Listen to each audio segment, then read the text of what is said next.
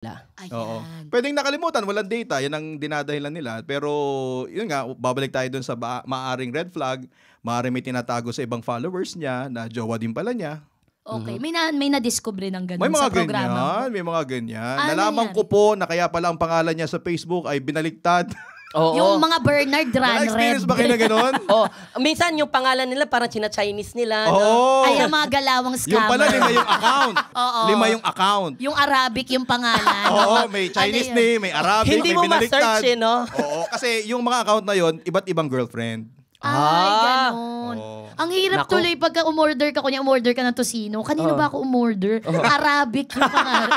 Hindi ko mahanap. Oo, yung keyword. Ang dami ko nagpapabati ng ganyan eh. Mga naka-Chinese. So, paano mo siya Sabi ko, pinabate? pakilagay naman po yung totoong pangalan. Hindi ko po maintindihan. Ang malupit pa nun, ganun yung pangalan, pero Tagalog yung kino-comment nila, no? Mga nasa Pogo yata. Ha? Pag-usapan na.